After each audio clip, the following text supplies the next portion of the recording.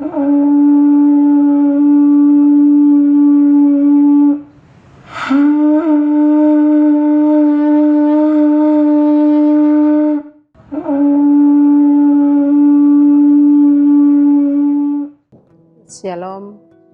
salam sejahtera pemirsa Tabura Injil yang terkasih dalam Tuhan Yesus Kristus. Kembali dengan saya Pendeta Yani Manori, Sarjana Sains Teologi.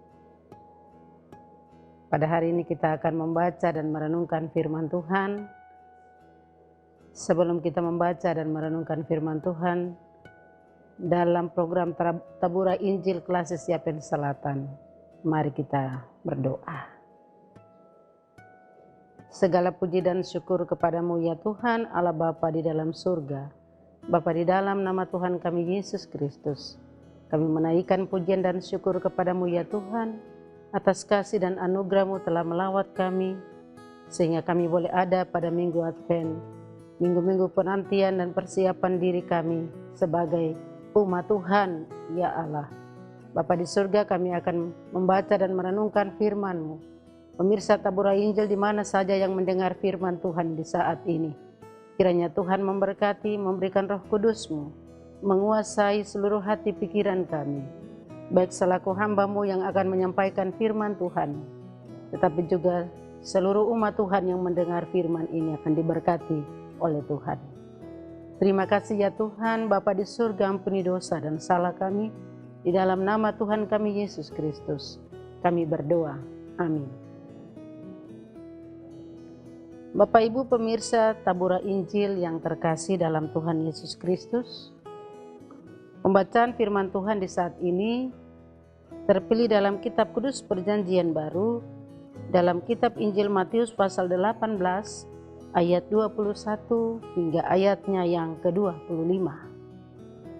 Matius pasal 18 ayat 21 hingga ayatnya yang ke-25. Dengan perikop pembacaan firman Tuhan, perumpamaan tentang pengampunan.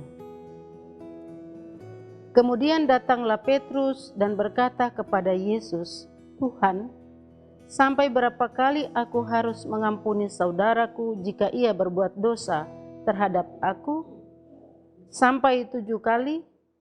Kata Yesus kepadanya, "Bukan, aku berkata kepadamu, bukan sampai 7 kali.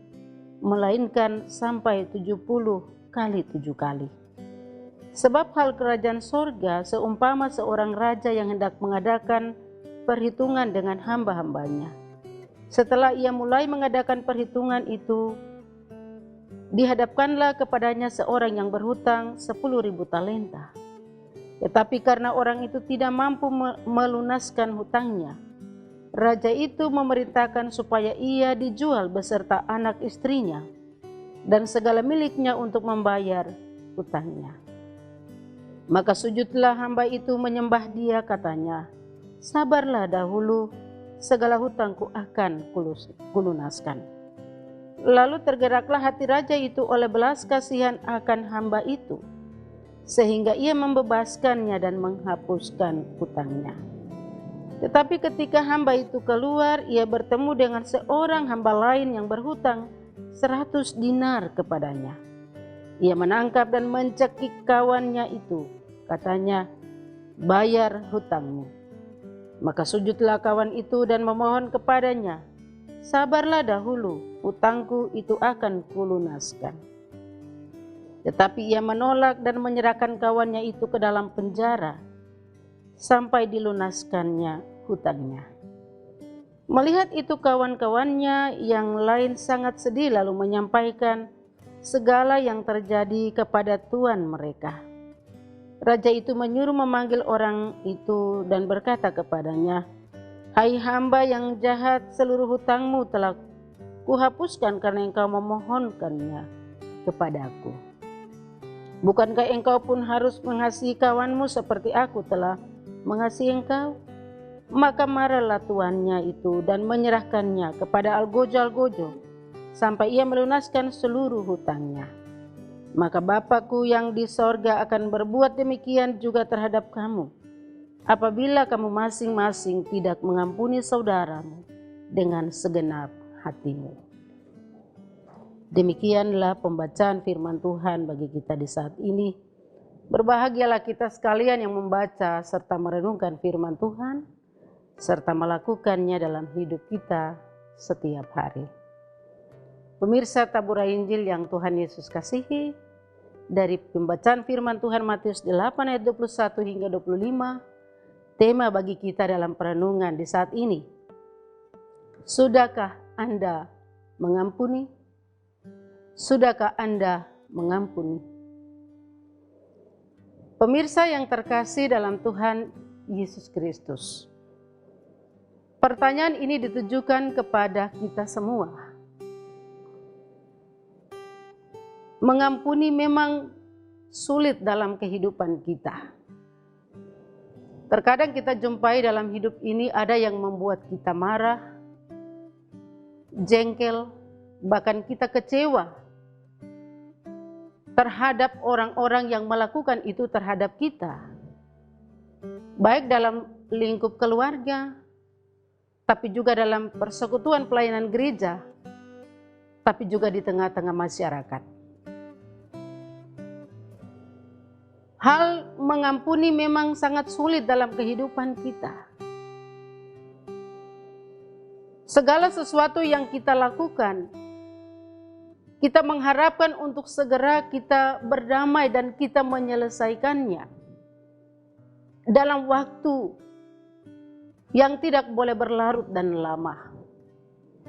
Namun terkadang dalam segala kehidupan kita, kita jumpai ada yang marah, ada yang dendam, yang juga sangat lama. Baik itu 1 tahun, ada yang lebih dari 1 tahun. Dan untuk mengampuni itu memang setiap orang pasti mempertahankan prinsip-prinsip yang ada pada dirinya. Karena itu, melalui pembacaan kita di hari ini, Matius lewat kesaksian Yesus Kristus pada masa itu hendak mengajarkan kita tentang bagaimana kita harus mengampuni sebagai orang Kristen. Pemirsa Tabura Injil yang terkasih dalam Yesus Kristus, dalam perumpamaan ini, Petrus datang dan berkata kepada Yesus, "Tuhan, sampai berapa kali aku harus mengampuni saudaraku jika ia berbuat dosa terhadap aku?" Petrus mengatakan sampai 7 kali. Tetapi Yesus berkata kepadanya, "Bukan, aku berkata kepadamu bukan 7 kali, melainkan sampai 70 kali 7 kali." Apa makna dari kata 70 kali 7 kali? Yang dimaksudkan oleh Yesus pada bagian ini yaitu 70 kali 7 kali adalah sebuah angka kesempurnaan. Artinya bahwa kasih Allah tidak terbatas oleh waktu. Kasih Allah sangat luas, tapi juga kasih Allah menjangkau semua orang.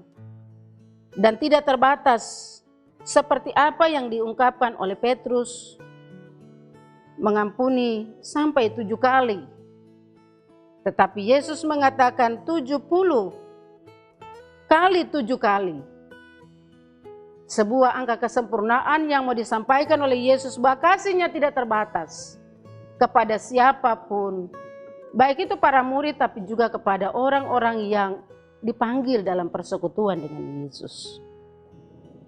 Dari bagian pembacaan firman Tuhan di saat ini yang kita baca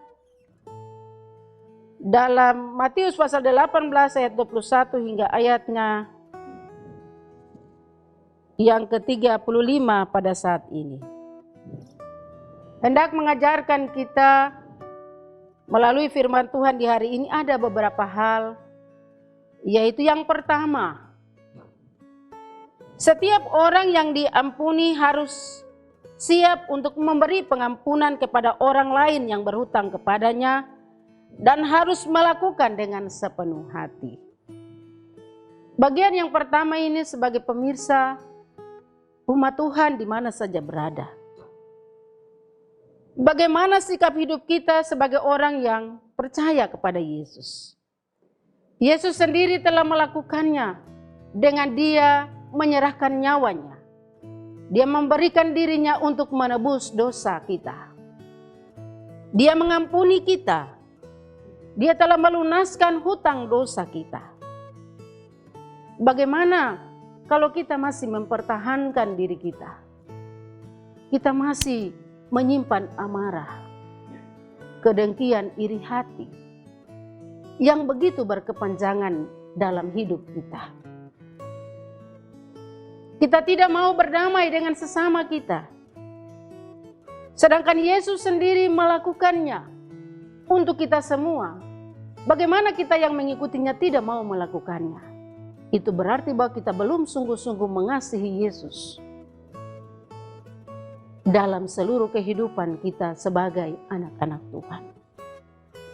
Hal yang kedua adalah belas kasihan Allah yang tidak terbatas bagi manusia. Allah di dalam Yesus Kristus selalu melakukan segala tanggung jawabnya untuk mengajar, tapi juga membawa orang untuk mengikuti dia. Belas kasihan Yesus tidak pernah terbatas dan memilih, baik itu orang-orang yang dekat dengan dia atau orang yang jauh. Yesus tidak memilih. Tetapi belas kasihannya itu berlaku bagi setiap orang yang mau datang kepadanya, yang mau memohon kepadanya. Seperti seorang dalam perumpamaan tadi yang mau datang kepada Tuhan, yang mau datang kepada Yesus dan memohon agar utangnya itu, agar dosanya itu mau diampuni olehnya. Belas kasihan ini juga mau menjadi bagian dalam kehidupan orang-orang percaya, bahkan kita di zaman sekarang, bahwa kasih Yesus tidak pernah terbatas. Belas kasihannya itu berlaku di tengah-tengah kehidupan kita. Baik itu orang kaya, miskin, petani, nelayan, pegawai negeri, bahkan siapapun dia, kita hidup dalam dosa. Tetapi kalau kita datang kepada Yesus, kita datang sungguh-sungguh mengaku dosa kita, maka ada belas kasihan dan pengampunan dari Tuhan kepada kita semua. Karena itu belas kasihan Yesus tidak pernah terbatas. Belas kasih Allah tidak pernah berkesudahan. Di dalam persekutuan kehidupan pelayanan gereja, masyarakat, pemerintah, bangsa, dan negara, belas kasihannya tetap berlaku sepanjang abad dan zaman di tengah-tengah hidup di dunia ini. Hal yang ketiga yaitu pengampunan. Dalam perumpamaan ini memberitahu bahwa Petrus tentang betapa besarnya kasih Allah, mengampuni dengan tidak terbatas dan tidak dapat diukur. Pengampunan itu tidak dapat diukur, baik itu waktu, tapi juga di dalam harta, dalam semua yang dikerjakan. Pengampunan itu selalu ada setiap waktu. Kita sembahyang atau beribadah setiap minggu. Dalam ibadah kita ada pengampunan dosa. Itu berarti bahwa setiap hari, setiap waktu, kalau kita datang kepada Tuhan dalam kerendahan hati kita, maka berlakulah pengampunan itu di dalam hidup kita. Tapi kalau kita masih mengeraskan hati, kita masih mau mempertahankan sikap-sikap hidup kita yang lama dan tidak mau berdamai, tidak mau mengampuni sesama, maka tidak ada pengampunan dalam kehidupan kita. Pemirsa yang terkasih dalam Yesus Kristus, hal yang terakhir, belas kasihan dan keadilan merupakan sesuatu yang harus dilakukan dari waktu ke waktu. Belas kasihan Yesus juga adalah merupakan bagian dari keadilan. Bagaimana keadilan Tuhan itu merata. Dan keadilan itu dinyatakan bagi semua orang, bukan saja bangsa Israel. Tetapi juga di tengah-tengah persekutuan orang percaya di zaman penantian ini. Dari waktu ke waktu, kita terus melakukan itu sebab Yesus mengajarkan kita untuk harus saling mengampuni. Pertanyaan dari tema kita, sudahkah Anda mengampuni? Pertanyaan ini ditujukan kepada saya dan Bapak Ibu pemirsa Tabura Injil. Dalam menjalani minggu-minggu Advent ini, kita akan melakukan pelayanan pastoral kunjungan-kunjungan akhir tahun.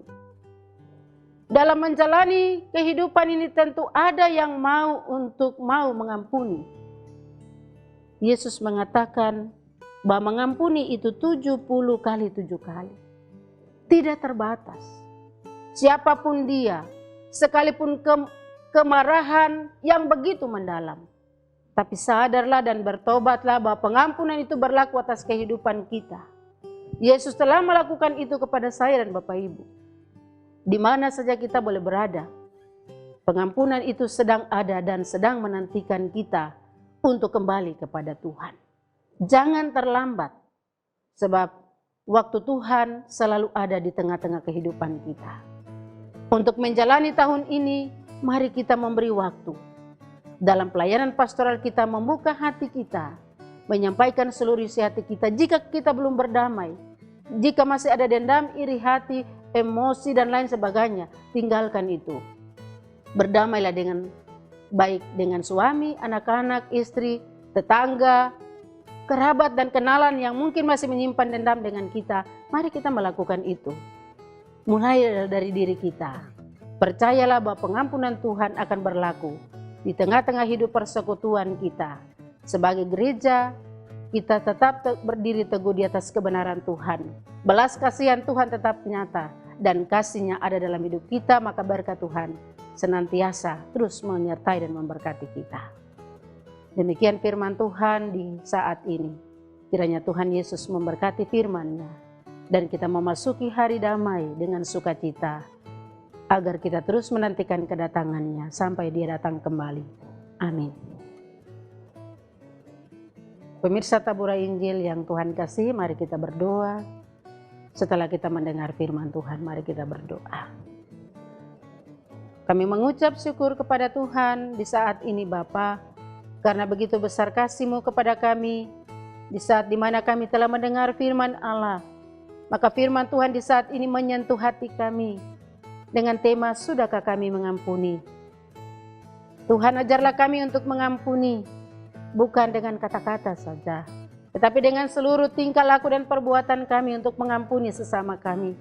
Sebab Yesus telah melakukan itu lebih dahulu dan mau mengajarkan kami sebagai anak-anak-Mu yang mengaku mengikut Engkau. Tetapi melalui belas kasihan-Mu kepada siapapun, tidak memandang status, jabatan apapun, tapi ketika berdosa, datang kepada Yesus, maka Yesus akan mengampuni. Terima kasih untuk sabda-Mu ya Tuhan. Tuhan memberkati firman-Mu, dan Roh-Mu terus akan berkata-kata terus melalui pemberitaan dalam program Tabura Injil Klasis Yapen Selatan, agar setiap umat yang mendengarnya diberkati oleh Tuhan, tetapi juga melalui dan memasuki perayaan minggu-minggu Advent, kami tetap menyiapkan diri pribadi, keluarga, bahkan jemaat Tuhan untuk menantikan kedatangan-Mu melalui persiapan perayaan Natal nanti Tuhan. Terima kasih ya Tuhan, Tuhan memberkati semua kru Tabura Injil yang telah meliput program ini. Tuhan terus memberkati mereka, sebab dari sarana ini pemberitaan Injil disampaikan bagi setiap orang yang terus mendengar dan melakukan firman-Mu. Tuhan memberkati semua umat Tuhan di mana saja berada, baik pegawai negeri sipil swasta, petani nelayan buruh harian, tetapi juga TNI dan Polri, dan semua anak-anak juga yang mendengar. Tuhan memberkati setiap kehidupan pribadi keluarga yang terberkati dari program Tabura Injil ini dari waktu ke waktu. Tuhan memberkati. Kami juga berdoa bagi pemerintah Kabupaten Kepulauan Yapen. Tuhan memberkati dengan semua yang sudah didukung dengan segala pelayanan misi Kristus ini. Tuhan memberkati, dan Tuhan memberkati juga pimpinan gereja Sinode GKI di Tanah Papua dengan seluruh tugas pekerjaan di arah sinodal, tapi juga Tuhan memberkati Badan Pekerja Klasis Yapen Selatan dengan segala program-program yang ada, kiranya dapat menyentuh seluruh umat Tuhan melalui program Tabura Injil ini, dan semua orang diberkati karena Injil kebenaran-Mu Tuhan. Terima kasih ya Tuhan, dengan semua umat Tuhan, Tuhan yang bergumul dengan kesakitan, yang mengalami pergumulan yang berat, yang ada dalam masalah-masalah rumah tangga, masalah hidup. Tuhan adalah sumber pengharapan dan kekuatan. Bahkan Tuhan akan menolong mereka untuk membawa mereka keluar dari segala pergumulan hidup mereka. Dan biarlah firman Tuhan di saat ini dapat memberkati hidup setiap orang yang mendengar firman dan akan melakukan menjadi berkat, ya Tuhan. Di doa kami ya Tuhan, dengar doa kami. Ampunkanlah dosa dan salah kami ya Bapa. Di dalam nama Tuhan Yesus Kristus kami berdoa. Amin. Pemirsa Tabura Injil yang terkasih dalam Yesus Kristus, demikianlah sajian firman Tuhan di saat ini. Kiranya kita diberkati oleh Tuhan dan terus mau mendengar siaran atau Tabura Injil terus dari waktu ke waktu dan kita akan diberkati. Shalom, Tuhan memberkati.